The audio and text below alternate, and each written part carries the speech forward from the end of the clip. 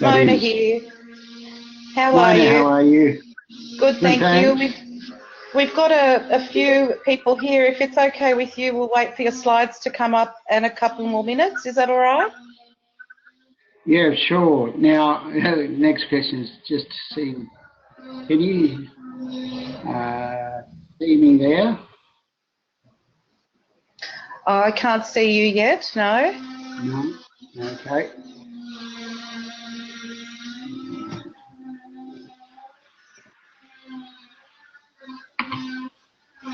Change webcam. Stop. Okay. I'm just seeing if this is all. That's fine. Better to get it sorted early on. Aha. There we go.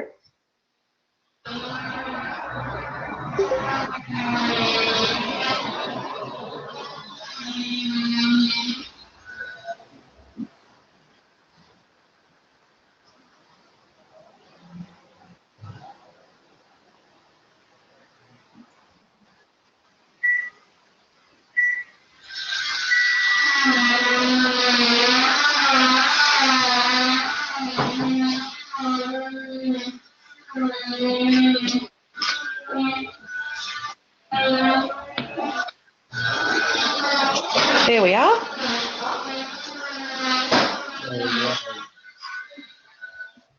How's that going? Is the screen coming up? Yep, I can see the slides now and I can hear you and hopefully everybody else can. Excellent. So I'll just do a brief introduction if that's okay. Sure. And we'll just make sure the captioner is okay to go ahead as well, which I think they are. Wonderful. So just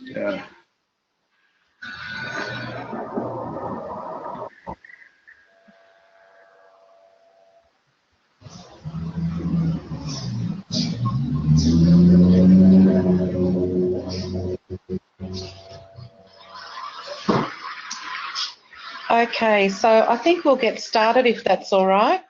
Welcome and thank you to Dr. Nigel Biggs for taking time out of your busy day to update us on NF type 2 and schwannomatosis. pleasure. Everyone that doesn't know, Dr. Biggs is a specialist head and neck surgeon with extensive training and experience both here in Australia and in the UK. And CTF is very pleased that Dr. Biggs has taken a special interest in helping people with NF2, especially when they need his specialist surgical skills. So if everyone can remember to have their microphones muted during the presentation, we hope that the captioner will keep us informed visually of what Dr. Biggs is saying with his slides. It is being recorded at the same time and we hope to have it up online in the next week or so. And if we have time for a couple of questions, please type them into the chat box and hopefully we can get to one or two of them at the end. I'll turn off my microphone because we've got terrible building works near me. So I'll hand over to you, Dr. Biggs. Thank you. Thank you very much, Mona, and thank you for asking me to speak. I've got a few slides here and hopefully I don't get too complex, but feel free to ask questions and I'll certainly try and answer them.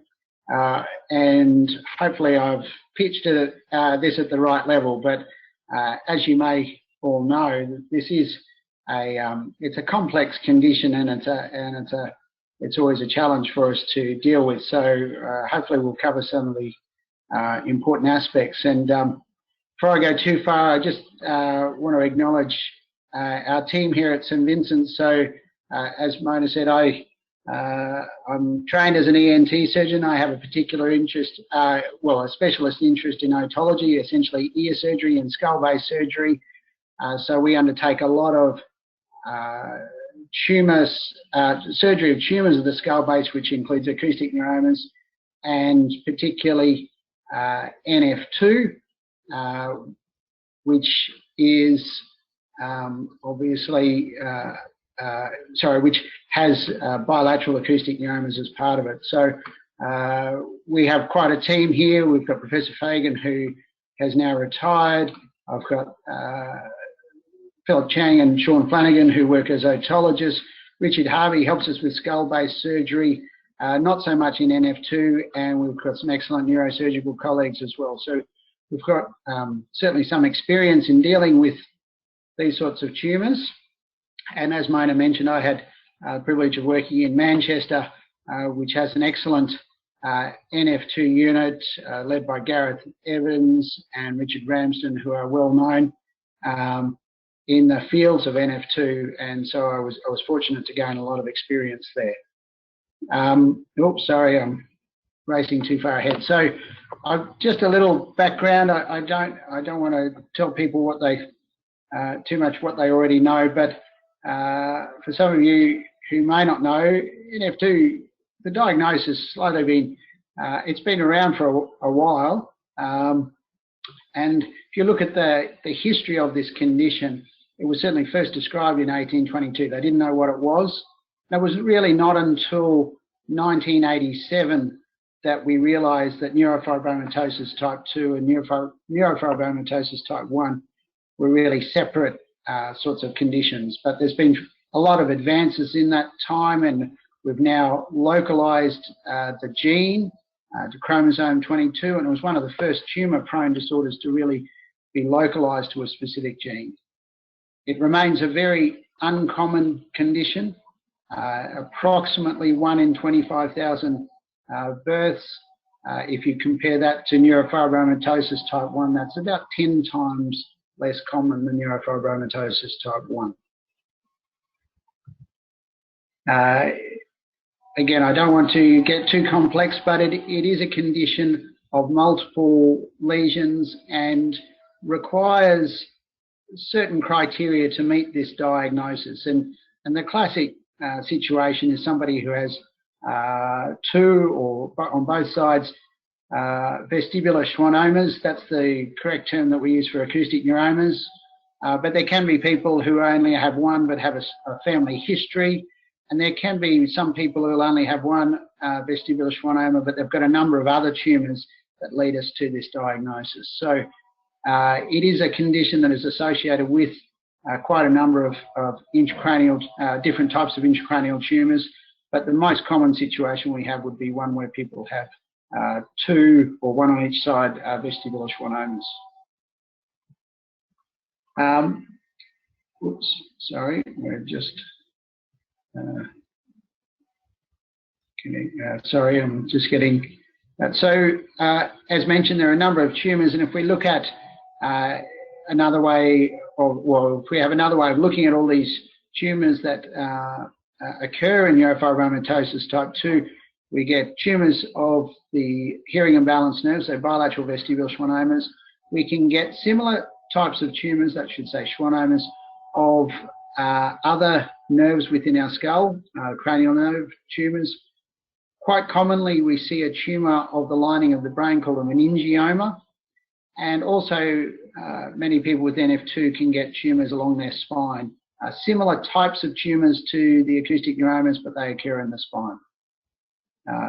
We also know that people with neurofibromatosis type 2 can have problems with their eyes. They can get cataracts. They can also get a number of skin lesions, but normally they don't get much in the way of skin lesions like you may see in neurofibromatosis type 1, which is a separate disorder. Unfortunately, all of these tumours do lead to a multitude of problems, and the patient's experience can be very variable, and that is largely due to the variability of this disease. Some people with neurofibromatosis type 2 have a fairly mild end of the spectrum, and they'll have a number of tumours, but not extensive, and there'll be some people who are very unlucky and who will have quite a lot of tumours, and it can lead to a lot of problems. So, of course, if you've got bilateral acoustic neuromas, it'll affect your hearing, it can affect your balance, potentially, and not always, it can affect facial nerves and cause facial nerve weakness. Again, there's a risk of causing speech or swallowing problems. It can affect people's sensation, their mobility, and it can shorten some people's lives, which is a great concern to us. And the other challenge, of course, in this condition is that we have a lot of patients who present who are very young with this. And unfortunately, this is a condition that can present at a very young age. The biggest issue with NF2, or the hardest part, is the challenge that this condition provides for everybody concerned. It's a challenge for the patient, it's a challenge for the physicians caring for the patient, it's a challenge for the family, and it's certainly challenging in diagnosis, providing management and optimum care to our patients, particularly hearing, which I'm interested in, of course, as an ENT surgeon, is a real challenge. And therefore, whenever we manage these, we try and manage such a complex condition, we need to manage it in a team approach.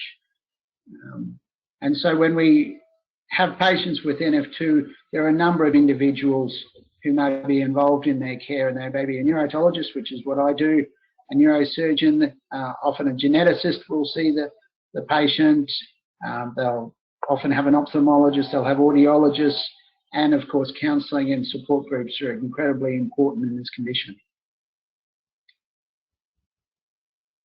The diagnosis is challenged by virtue of understanding the mechanism of this condition and how it, how the gene defect causes the condition. There's a lot of research going into this area, perhaps not as much as some other conditions, but there is an increasing amount of research, and particularly because we now know that the gene mutation we see in NF2 is also found in some cancers, and this cross-fertilisation of information has helped. And there's already, for example, this year alone, there's been over 70 papers published on NF2 or the related gene in the context of causing cancer. So it's a lot of research going into this area, which is encouraging. We understand the product of the gene is a protein, and this protein is called myelin, and this is what we call a tumour suppressor gene. So if you have both copies of the gene in a normal individual, you produce this protein and it suppresses the development of tumours. And if you have NF2, you're missing a copy of the gene, so therefore you're unable to suppress tumour development. If you read about NF2, there are quite a number of pathways within cells that are involved in transmitting signals, and I've just put up a list of the various signalling pathways that people may have read about, and I won't. It's a very complex system. I won't pretend to understand it as a surgeon, but essentially, loss of this ability to suppress cell proliferation, growth, and survival, glucose metabolism can lead to tumour development, but potentially tumour development in a number of different pathways. Medical treatment.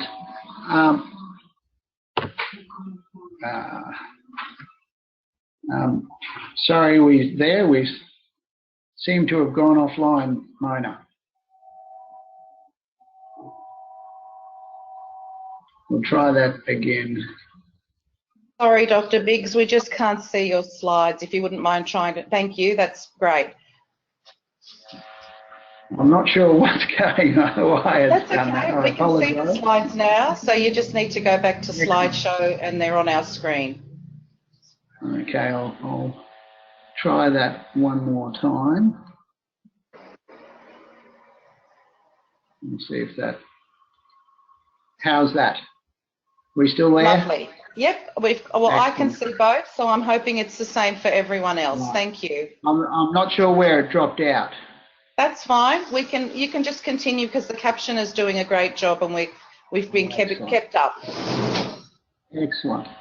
Thank you. So we were talking about understanding the biology of why NF2 causes these tumours, and And this leads us on to medical treatment, or what we use the term medical treatment, what essentially means drug treatment for neurofibromatosis, NF2, neurofibromatosis type 2.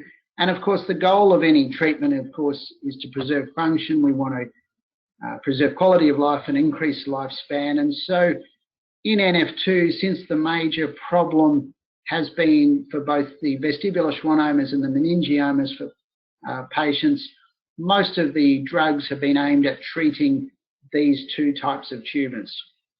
And our better understanding of the biology or the molecular biology of these tumours has allowed better understanding of which drugs may or may not work. There was an excellent paper from the Hopkins group in 2016 discussing the different trials that have been undertaken so far in treating these tumours. And at that stage, there were sort of 13 major trials going on. The most common trial has been with bevacizumab, which is the drug also known as Avastin. And there's another drug called RAD001. And the results of these trials have been quite mixed. Currently in Australia, bevacizumab is being used for vestibular schwannomas. There was a trial of this medication undertaken under Catherine North when she was at Westmead Children's Hospital. It's now being used in a more ad hoc basis, but there's certainly, I know there are a number of specialists in Australia keen to perhaps undertake more trials where possible of these drugs, but there's a cost and component to these which presents a challenge. It's certainly, medications remain our great hope for long-term tumour treatment. As a surgeon, I like doing surgery, but I can absolutely assure you I would love to see the medication that comes out that treats these tumours. It would improve the quality of life for patients with NF2 enormously if they could avoid surgery. So we would be very, very enthusiastic about any treatment. As I mentioned, expense is currently the big issue. Avastin, which, as I mentioned, is the most commonly used medication, is very expensive. It's in the order of a few $1,000s just for a couple of weeks worth of treatment. So access to the medication is very hard. But we know that trials are going on around the world, and we look forward to seeing more results over time. Currently, with patients with NF2, if we're not able to provide them with Avastin or bevacizumab, then really we're left with our standard sort of treatments. And the two main forms of treatment for vestibular schwannomas, which are the biggest problem in NF2, is either surgery or what they call stereotactic radiosurgery, or a form of radiotherapy. They both have a role. One has not replaced the other, and there are many situations where one option is better than the other. There are a number of situations where we may have a choice in which may be the best option for the patient. But for surgery, particularly undertaken when there's a lot of compression of the brain by these tumours, and that's probably the biggest or single most important reason we might consider surgery, to actually take the tumour off the base of the brain and take the pressure off there. The problem with surgery is it's a very big deal. It risks damage to the facial nerve, and we want to try and get all the tumour out, which is not always possible. Radiosurgery or radiotherapy is good for smaller tumours. I'll talk about both of these aspects a little bit further. Can stabilise tumour growth and doesn't make the tumour go away, but it can have its own issues. So if we look at surgery first, there's a lot of challenges in NF2. We have to think about when is a good time.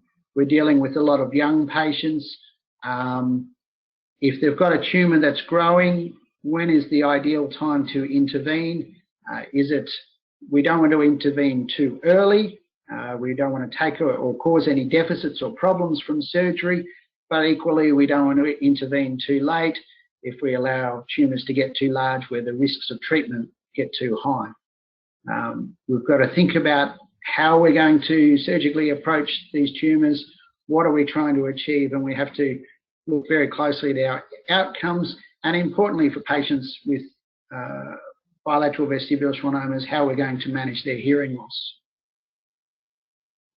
So I've put a couple of scans in, and I apologise if, but I'll just, a couple of these scans are just trying to illustrate a point. The scan on the left demonstrates somebody who's got very large tumours, and they've got a very squashed base of their brain there. And in that sort of person, unfortunately, surgery is the only option. And that's critical because that person might become quite sick with that amount of brain compression.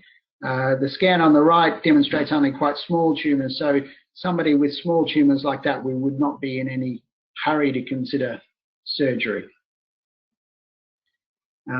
So as mentioned, we think about reasons why we would operate, and mainly brainstem compression. If it's going to affect the facial nerve, if the tumour's growing fast or there's a lot of active tumours, we always consider the patient's desires when it comes to treatment. And we have to take in some other factors when it comes to NF2. We have to think about what's going on in the other ear, what's the status of the hearing, what's the status of the patient's mobility and balance, what's their quality of life and their vision, and also paediatric cases or children are very challenging in this management decision. The issue we have with young children being diagnosed with these tumours is we may recognise that they've got tumours. We don't want to put them through a major operation too early, but unfortunately adolescents with growth spurts can often cause tumours to grow significantly, and that can present a real challenge for us as to when is the best time to intervene. Again, I've got these two scans here, somebody who's 9 years old with very small tumours, and then 6 years later, you can, if you can appreciate on the scan on the right there, you've got two white spots which are much larger, and that shows the growth of these tumours over a period of time. When it comes to surgery, we've got a few different surgical approaches that we have to think about. We also have to think about, do we want to try and remove the whole tumour, or do we not want to try and remove the whole tumour? And sometimes it can be a bit difficult to understand why you would not want to remove a whole tumour, but the rationale behind that can sometimes be related to how much the brain is squashed by the tumour. And sometimes if you try and remove all the tumour in one go, you run the risk of causing a lot of damage to the brain or surrounding structures. So sometimes we're forced into a situation where we can only remove part of the tumour in an effort to get the patient out of trouble, but without causing any great damage. Sometimes, because we're unable to remove tumours entirely, we are left in a situation where patients have residual or recurrent tumour that may grow back, and then we have to balance up the timing of when are we going to treat this. We have to think about, again, all the factors that are associated in neurofibromatosis type 2 to do with hearing and balance and the general well-being of the patient. And these sorts of decisions can be extremely challenging. And as I mentioned earlier, often comes down to a sort of team decision in this situation. Recurrent tumours, if we have to operate, particularly if the patients have previous surgery, can cause a lot of difficulty. Revision surgery is certainly very challenging. Sometimes we operate after radiation treatment or radiosurgery. Sometimes if we're unable to completely remove a tumour, we might consider radiation treatment after surgery. But again, any second line treatment has some issues if there's been some distortion of the anatomy beforehand. Surgery after radiation treatment, we definitely do. There's always a bit of a concern that the facial nerve, the risk of facial nerve paralysis is a bit high after radiation, but sometimes it's difficult to predict. Sometimes if a patient has been unlucky and the radiations fail to control the growth of the tumour, then we have to, and surgery is our only option, we have to treat things fairly aggressively. So we need to be mindful of that. We can certainly operate after Avastin, and that's been done. It hasn't been done extensively in Australia because there are not that many patients who have taken bevacizumab, but we've operated on a patient within 8 weeks of ceasing the medication. So it's certainly quite possible. And there used to be a concern about taking bevacizumab preventing further surgery, but that does not seem to be the case. As I mentioned earlier, radiotherapy or radiosurgery is certainly performed. The aim is to stop the tumour growing. There's a number of different systems that provide radiosurgery or radiotherapy, and people might have heard of a system called the gamma knife. That's actually just, that's one type of system. There's another system called an Novalis. There's something called a cyber knife. So there's a number of different ways of delivering radiotherapy, but the main division is whether or not it's given in a single day, single dose, or whether or not the dose is broken up over a number of days. And that's a decision that the radiation oncologists who deliver the radiotherapy decide. The problem with neurofibromatosis type 2 is, unfortunately, the tumours in these situations are a little bit less responsive to radiation than normal acoustic neuromas are. So it's difficult because in surgery is a bit more difficult in NF2, where radiation's a bit less successful in NF2. So it certainly presents challenges for us. There is a bit of a size limit with tumours and radiation treatment. Once a tumour gets over a certain size, radiation is far less effective. Sometimes with radiation it can be effective in preserving hearing, but not always. And as mentioned earlier, unfortunately, if it fails to control the tumour, then we have to look at surgery. The only other point with radiation treatment is it never makes a tumour go away. So the tumour is always there and you've got to keep an eye on it longer term. The other important issue in NF2 is hearing rehabilitation. And unfortunately, hearing loss is pretty much the hallmark of NF2. Because the acoustic neuromas or vestibular schwannomas occur on the hearing imbalance nerve, when you go to treat that nerve, particularly with surgery, you often have to divide that nerve, and that minimises some of our options in hearing rehabilitation. So we really try and undertake every effort to preserve and maintain some form of hearing. For those patients with NF2 who have very mild hearing loss, they might look at hearing aids. There are a couple of types of hearing aids, including things called cross aids. So cross aids are used if somebody's got no hearing on one side and partial hearing on the other. And a cross hearing aid essentially takes the signal from the deaf side and sends it to the other side. Sometimes we use bone conducting hearing aids, and there are even some semi-implantable hearing aids, though they're not particularly used in Australia. Bone conducting hearing aids are, though. Cochlear implants are sometimes used in NF2, but essentially this requires us to keep the hearing imbalance nerve intact.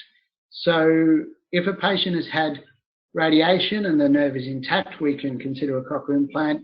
If the patient had surgery and we've not removed the whole tumour and we're able to keep the hearing nerve intact, then we could also consider a cochlear implant.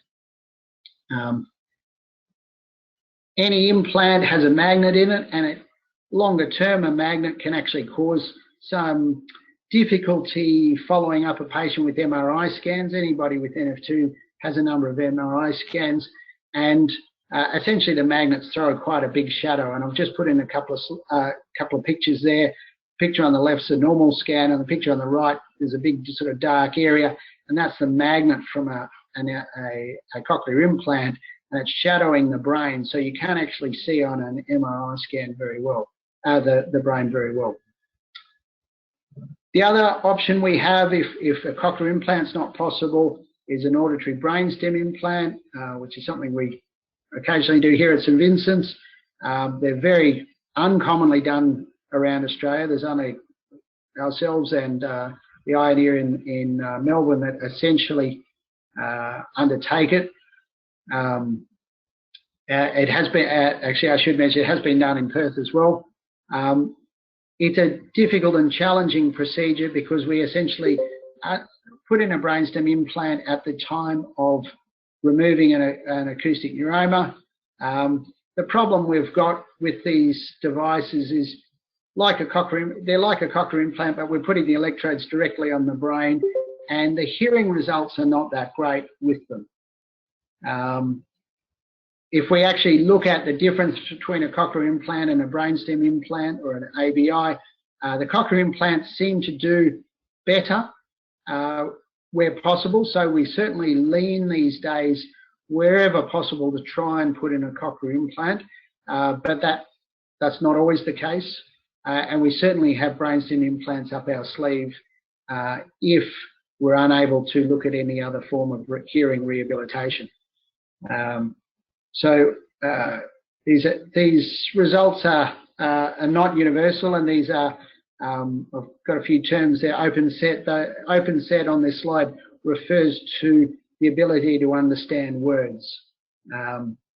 So cochlear implants certainly can have a role to play. The only trouble is sometimes over time the cochlear implant function deteriorates. So in summary, NF2 is certainly a challenging condition. There's new advances in molecular biology, and this certainly holds hope for future drug treatments. And that's I think where we're heading in the long term. Surgery and radiation treatment certainly remain an important part of managing an NF2 patient, and a team approach is very, very important. And we do have hearing rehabilitation options for the patients, but everybody's an individual, and we have to assess everybody on an individual basis. But hopefully that's given us given you a bit of an overview of where we are in NF2 and the different treatments available. So Mona, I think that ends my presentation. Oh, before I forget, I'd just like to acknowledge a number of my colleagues around Sydney who have a particular interest, and those of you who have an interest in NF2 would be well aware of people such as Catherine North, Simone Arden-Holmes, Mark Wong, Katrina Morris, Jeff McCowage, who are absolutely essential in the management of NF2 patients. Thank you so much, Dr. Biggs. That was fantastic overview and update from my perspective, and hopefully from everyone else who's attending now. We do have one question, if it's okay. If anyone else has any others, feel free to pop them into the chat window, and we'll try and get to them. But the first question we've got is from Michelle, who's a mum with a son who was diagnosed with a unilateral acoustic neuroma when he was 5. He's seen a number of doctors. Wondering what's the youngest patient you've seen, and her son doesn't have a formal diagnosis of NF2 as yet because genetic testing was negative. But they've recently sent a sample to Manchester to check for mosaic. So her son's now 9, and she wants to know, you know, what do you think is the options for him later on, especially since he hasn't got a formal diagnosis yet? Do you have any thoughts? Well, in answer to your question, my youngest patient was 5 at diagnosis, but unfortunately had a family history, so we sort of knew that that was a real possibility. In that situation where the diagnosis is not clear, NF2 is certainly a risk, and it's probably something that's going to be, it's difficult to reconcile if a person's sort of not sure which way things are going to go. Hopefully that the tumour's small and not doing terribly much. I think in that situation I would be treating the patient as if there's a very real possibility of NF2. Only so what that means is I would not be too aggressive in treating the acoustic neuroma, and or to, I wouldn't rush into treatment too quickly, because there's always a possibility something else could pop up later. I mean, hopefully the diagnosis isn't NF2 and it's just a very, very rare situation, but certainly I'd be concerned that there's a bit of a risk of NF2 becoming evident over time. Okay. Michelle's also then just followed up asking whether you feel there are more advances or treatments available overseas, or are we getting the best of the best here, which look, I tend to think we are. I think we are. I think the only difference I would say overseas is the availability of drug company funding for research or trials is greater, and that's probably the biggest difference. And of course, in some centres where there are larger numbers of patients, they can undertake a trial more readily. But as far as our surgical techniques, our radiation techniques, as good as, if not better, than anywhere I've seen overseas. And I think we've got we certainly have available everything that is overseas. That's great. Michelle says thank you, as do we. Just another quick one, which I think is, important, especially because you mentioned that support groups are a very beneficial part of treatment. With NF2 being so rare, there is a very small NF2 Australia Facebook group. Do you know how we can increase awareness of the support group, or of the fact that there are contacts out there for NF2? I think that probably comes down to education of, probably education in some respects of the specialists who might come across NF2, because hopefully people in my situation who look after patients with NF2 are aware of that, but it can vary. There are depends on who the patient presents to, and the neurosurgeons. There are some neurosurgeons who specialise in dealing with acoustic neurovas and NF2, and some who don't. And if the patient was under the care of one who wasn't particularly aware of it, I don't want to be disparaging of my neurosurgical colleagues, they're excellent, but not all of them specialise in acoustic neurovas. In ENT, your general ENT surgeon would not undertake the care of a patient with NF2. They would normally refer them to a specialist centre, such as Vincent or elsewhere. In neurosurgery, it's not quite as clear cut as that, and that would be the sort of, but I think amongst neurosurgeons and ENT surgeons who specialise in the area, that would be worthwhile knowing about. Great. So that's something CTF can take on board to continue getting the messages out there. Yeah. Look, the questions have slowed down and we've taken up your time. Thank you so much again for an informative presentation. We really do appreciate it, particularly in NF Awareness Month of May. And we hope you enjoy the rest of your day. Thank you again. Well, thank you very much, Mona. It was great. Thank you.